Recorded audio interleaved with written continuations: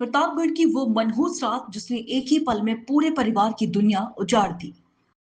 प्रतापगढ़ के माहौली मोहल्ले में बीती वह मनहूस रात शायद ही कोई कभी भूल पाएगा। तेज बारिश की बूंदों के बीच हर कोई अपने अपने घरों में सुकून की नींद सो रहा था। किसी को क्या पता था कि कुछ ही पलों में एक परिवार की सारी खुशियां हमेशा के लिए इस मलबे में दफन हो जाएंगी। करीब 100 साल पुराना जर्जर मकान अचानक तेज आवाज के साथ भर-भरा कर गिर पड़ा। उस वक्त घर के सभी सदस्य एसी चलने के कारण एक ही कमरे में गहरी नींद में सो रहे थे। किसी को संभलने का मौका तक नहीं मिला।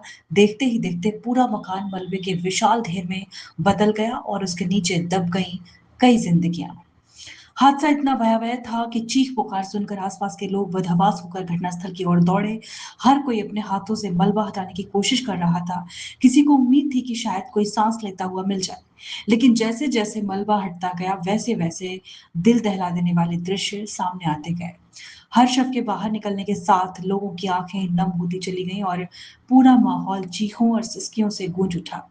इस दर्दनाक हादसे में माता-पिता, बेटा, बहू और 2 मासूम बच्चों सहित एक ही परिवार के 6 लोगों की मौके पर ही मौत हो गई, जबकि परिवार का एक सदस्य गंभीर रूप से घायल हो गया। एक ही पल में हँसता-खेलता परिवार हमेशा के लिए बिखर गया। जिन आंगनों में बच्चों की किलकारियाँ गूंजती थीं, वहाँ अब सिर्फ सन्नाटा और मातम पसरा हुआ है। वहीं घटना की सूचना मिलते ही पुलिस प्रशासन और राहत बचाव दल मौके पर पहुंच गया। कई घंटों तक मलबा हटाने का अभियान चलता रहा। हर कोई दुआ कर रहा था कि शायद कोई चमत्कार हो जाए, लेकिन किस्मत को कुछ और ही मंजूर था। राहत कर्मियों और स्थानीय लोगों की आंखें भी उस दर्दनाक मंजर को देखकर नम हो गई। वहीं पूरा माहौली मोहल्ला गहरे सदमे में है। पड़ोसी बताते हैं कि ये परिवार बेहद मिलनसार था और हमेशा खुशियों के साथ रहता था। अब उसी घर के बाहर पसरा सन्नाटा हर गुजरने वाले को भीतर तक झकझोर देता है। किसी के पास इस दर्द का जवाब नहीं है। इस हादसे ने एक बार फिर जर्जर भवनों की स्थिति और उनकी समस्या पर मरम्मत की जरूरत पर गंभीर सवाल खड़े कर दिए हैं। लोगों की जुबान पर बस एक ही बात है, अगर इस पुराने मकान की समय रहते मरम्मत या सुरक्षित व्यवस्था कर दी जाती तो शायद आज 6 जिंदगियां बचाई जा सकती थी। वहीं प्रतापगढ़ की ये मनहूस रात सिर्फ एक हादसा नहीं, बल्कि कई सपनों, रिश्तों और खुशियों के हमेशा के लिए खत्म हो जाने की दर्दनाक कहानी बन गई है। इस त्रासदी ने पूरे जिले को गहरे शोक में डुबो दिया है और पीछे छोड़ गई है ऐसा दर्द जिसे शायद समय भी कभी पूरी तरह से भर नहीं पाएगा। और जब उठा मैं तो मैं देखा कि इतना मतलब शरीर हमारी मट्टी में दबी थी। उसके बाद मुझे कुछ नहीं पता, मैं खाली उठ के तुरंत ही सबको देखा, सब दबे पड़े थे मेरे परिवार वाले। मैं अकेले ही पहले कुछ निकालने की कोशिश कर रहा था, लेकिन मुझसे उतना नहीं हो पाया। तो मैं चिल्ला चिल्ला के अपने परिवार वालों को सभी को इकट्ठा किया। परिवार वाले आए, सब सर लोग आए। तो कितने सर बजे आप लोगों के साथ सो थे? हम लोग करीबन 10:30 बजे सो गए थे। सो गए। आप कितने बजे उठे हैं तो ये देखे? ये कुछ 1:30 बजे देखे हैं हम। टोटल कितने लोग एक ही कमरे में सब लोग? एक ही कमरे में 7 लोग। 7 लोग। इसमें आप 5। भी थे? हाँ, कौन-कौन लोग थे? हम थे, हमारी वाइफ थी, हमारे 2 पुत्र थे छोटे-छोटे, और हमारे मम्मी, पापा, छोटा भाई एक। हम बच गए, बाकी सब खत्म हो गया। क्या नाम है आपका? अमन श्रीवास्तव, कहाँ का रहने वाले? मौली।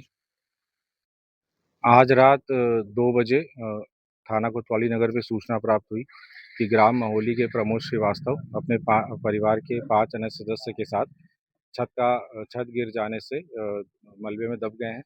पुलिस टीम और फायर टीम द्वारा तत्काल मौके पर पहुंचकर मलबे को हटाकर सभी 6 घायलों को जिला अस्पताल भेजा गया, जहां चिकित्सकों द्वारा उन्हें मृत घोषित किया गया है। अग्रिम विधिक कार्रवाई की जा रही है।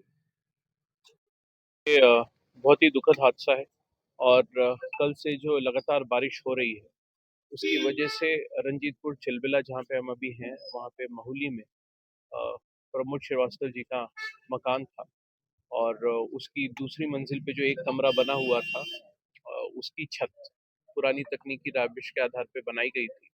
वो बारिश की वजह से दरदरा के गिरी और नीचे के तल की जो छत है उसको साथ लेते हुए वो गिर गई पूरी तरह से।